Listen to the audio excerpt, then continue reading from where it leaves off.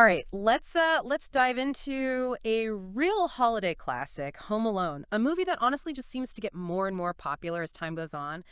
And I think we all have our own personal memories tied to watching this film. But today we're taking a deep dive into Home Alone, trying to figure out why this movie still resonates with people decades later after it first came out. You've shared a podcast episode with us all about it, and I'm ready to unpack it. Well, it's interesting because Home Alone first came out in 1990. It was during a huge boom for family comedies and holiday movies. But Home Alone stood out even among all those other films. Why do you think that is? I mean, we have to talk about the man behind the camera, John Hughes, right? He was already famous before this movie for hits like Ferris Bueller's Day Off and Planes, Trains, and Automobiles. Yeah. So was it just his name that drew people in? Or was there something about his style that clicked with audiences? Well, I think Hughes had this incredible knack for tapping into the humor and the chaos of family dynamics. In his films, parents weren't these perfect, all-knowing figures. They were flawed and oftentimes kind of clueless. Yeah. And I think that made them so relatable to both kids and adults. Yeah. He wasn't afraid to show the messiness of family life. He kind of embraced it. And he found humor in those everyday struggles that we all face. Absolutely. And you see that dynamic play out so perfectly in the opening scenes of Home Alone. I mean, the McCallister family, just this whirlwind of activity. And Kevin kind of gets lost in the shuffle. It's chaotic, but it feels real. And then Hughes drops us into this amazing fantasy. This kid who gets accidentally left behind, he gets to live out every kid's dream of having the house all to himself. Yeah, and it's not even just about having the house. It's the freedom that comes with it. He can eat whatever he wants. He can stay up late. He can watch all the movies that he's not usually allowed to watch. He's in total control. Right. And that's something that I think kids really crave, that sense of autonomy and being in charge of their own world. But Hughes takes that fantasy even a step further, and he adds in this element of danger. Kevin's not just home alone. He's going up against two bumbling burglars. The wet bandits. And I gotta say, Joe Pesci and Daniel Stern, they're just comedic gold in those roles. They're menacing, but they're also so incompetent, which makes their attempts to break into the house just hilarious to watch. And their performance is a great example of how Hughes balanced humor with all the other elements of the movie. The traps that Kevin sets, they're pretty violent. Yeah. But the over-the-top slapstick and the wet bandits' reactions, they all keep it from ever getting too dark. It's that cartoonish violence that makes it funny. You're wincing, but you're also laughing at the same time. But it's not just the physical comedy that works in the film. The movie also has this real emotional core. Right.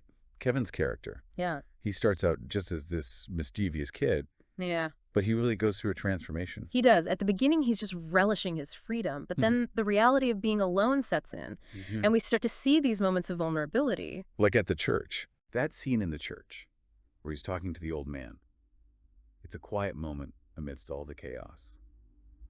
And it really shows us just how much depth Kevin has. It does, and that brings us to Macaulay Culkin's performance. I mean, he was only 10 years old when he made this movie, but he carries the emotional weight of the whole story. He was amazing. He had this incredible ability to be funny, but also convey real emotion at the same time. He wasn't just a cute kid. He was a real actor who brought a lot of depth to that role. And it's not just Kevin who has depth in this movie. The movie actually hints at a backstory for the Wet Bandits, too. Especially Marv. He seems almost childlike himself, especially in his reactions to Harry's anger. Yeah, I think that's what makes Hughes's film so great. He manages to find the humanity in even the most unlikely characters. Yeah. His movies are funny, but they also have a lot of heart. And that's what makes Home Alone more than just a slapstick comedy. It's a story about family, resilience, the power of a child's imagination. And it's a story that still connects with audiences even today, all these years later. So why do you think that is? Why is Home Alone still such a beloved classic? Well, I think that's a question that we need to unpack a little bit further as we keep going with this deep dive. So let's get into it. All right, I'm ready. One thing that really stands out to me about Home Alone is how much the movie uses the McCallister's house. It's not just the setting for the story, it almost becomes a character in itself. Oh, for sure. It's this grand, sprawling space with all these nooks and crannies. It represents both freedom and danger for Kevin. Exactly. It's his playground. Yeah. But it's also the place where he has to confront his fears. And visually, the house is presented in such a striking way, like those wide shots of the exterior all decked out for Christmas with the snow falling. It looks so inviting and warm. Right, but then you contrast that with those darker, more shadowy interiors, Yeah. where Kevin is setting all those traps. It becomes this labyrinth. both for Kevin and for the wet bandits. And the way those traps are filmed, it's like we're watching a live-action cartoon. Yeah. All those crazy camera angles, Yeah. the slow-motion shots, all those exaggerated sound effects. It all adds to the comedy. Hughes was a master of visual comedy, and he uses every trick in the book to make those scenes hilarious. Like that scene where Harry puts his hand through the doggy door and gets bitten by the tarantula. You see the build-up, the anticipation, and then bam. Perfect timing. And then, of course, we have to talk about Kevin's ingenuity. I mean, this kid's like a 10-year-old MacGyver. Turning everyday objects into weapons. Paint cans, toy cars, even an iron. It's like his imagination just runs wild. This is what I love about it. Hughes really captures that sense of childlike wonder and creativity. Right. Like, we all built forts and imagined these elaborate scenarios as kids, but Kevin takes it to a whole other level. And it's not just about the physical traps either. He's playing mind games with the wet bandits, like using that gangster movie, Angels with Filthy Souls, to make them think that there are adults in the house. Yeah. Kevin uses his knowledge of pop culture to outsmart them. I think that's a big part of why audiences love this movie. It's not just a kid outsmarting adults. It's about a kid using his brain to overcome a challenge. It's a celebration of resourcefulness and problem solving. And that resonates with everyone, no matter how old you are. For sure. It speaks to that inner child in all of us, the one who loves to see someone use their wits to get out of a tricky situation. But Home Alone isn't all just fun and games either. No, it's not. There are some really poignant moments in the movie. Definitely. Like, beneath all the slapstick and the humor, there's a real exploration of some pretty heavy themes, like fear and loneliness, and the importance of family. Well, yeah, think about that scene where Kevin breaks down crying in his parents' bed. It's a good reminder that even though he's having fun, he still misses his family. And then there's that scene at the church where he's talking to the old man about being afraid of losing the people that you love. I mean, that's some pretty serious stuff for a family comedy. And it adds a layer of depth to the movie that I think a lot of people miss. It's not just a silly Christmas movie. It's a story about a kid who is learning how to cope with some really complex emotions. Exactly. So in a way, Home Alone is a coming-of-age story as much as it is a comedy. Kevin starts out as this mischievous kid, but by the end, he's faced his fears and discovered a strength that he didn't know he had. And he's learned the importance of connection and community. Right. I mean, think about the relationship that he develops with old man Marley, Yeah. who everyone thinks is this scary recluse. Yeah.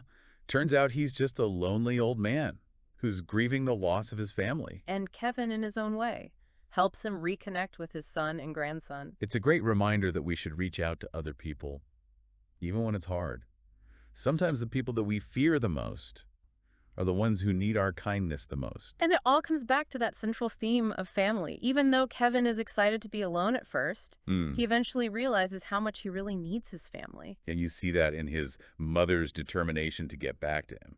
She's willing to do whatever it takes to be reunited with her son. It's a testament to the power of parental love. Absolutely. And then that final scene when they all embrace at the airport. Classic feel-good ending. Yeah. It reminds us that no matter what happens, family is always there for you. But there's another thing about this movie that I think is interesting, especially when we look at it from today's perspective. What do you mean? Well, Home Alone was made back in 1990. And back then, technology was way different than it is now. Kevin didn't have a smartphone, or social media, or even the internet. He was completely cut off from the world. It makes you wonder how a kid today would handle being in that situation. Right. Would they be as resourceful as Kevin?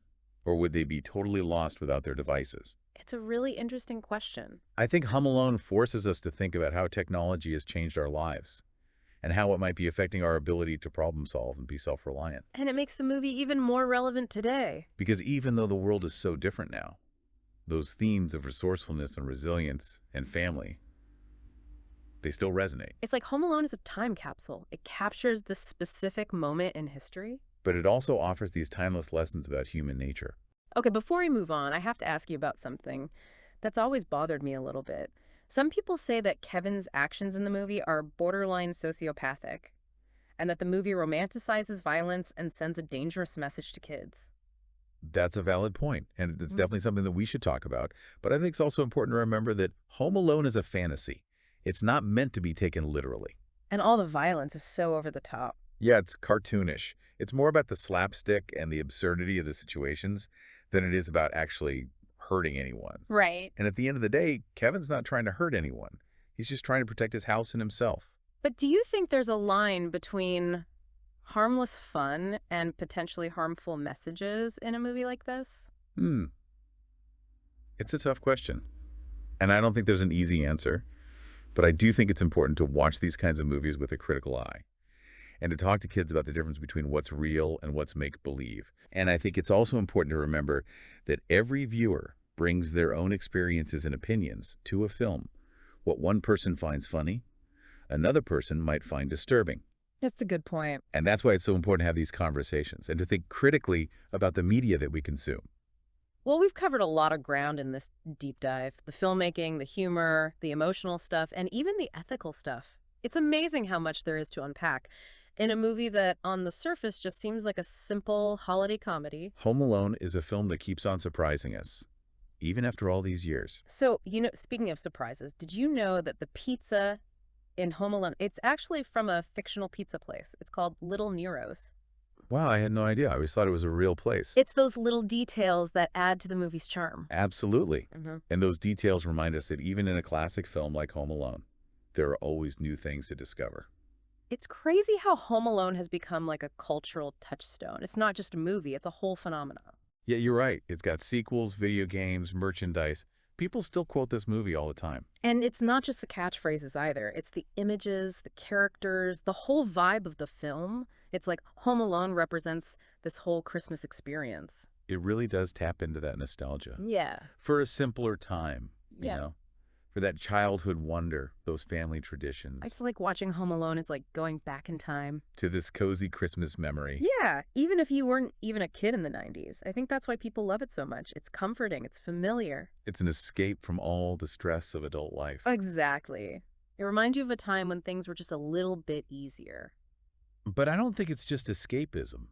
Home Alone also brings up these ideas about home and security. You're talking about the wet bandits. Yeah, they're like this outside threat to Kevin's safety. To the safety of his home. Exactly. Yeah. And even though they're portrayed as these kind of dumb criminals, there's still that tension there, that fear of someone breaking into your home, violating your space. It is scary. It's like Home Alone is playing on those fears, but in a way that's exciting and funny. Yeah, we get to experience the danger and the excitement of defending our home, but without any of the real risk. And that's where Kevin's creativity comes in, He turns his house into this giant booby trap. using whatever he can find. It's so imaginative. It's like watching a kid's dream come true. He's the master of his own world. I think that's another reason why people love the movie. It's about having control, being able to protect yourself. And it's a story that's entertaining, but also makes you think. Yeah, Home Alone works on so many different levels. You can enjoy it as the funny movie, or you can think about all those deeper themes about family and resilience. Exactly. There's a little something for everyone. It's a movie that you can watch over and over again and see something new each time. I guess that's why it's become such a classic. It's a movie that still entertains us. And inspires us. And even makes us think. All these years later. Well, it's been great talking about Home Alone with you. Like, And to our listener, thanks for joining us on this deep dive. I hope you learned something new about this holiday classic. And maybe the next time you watch it, you'll see it in a whole new light.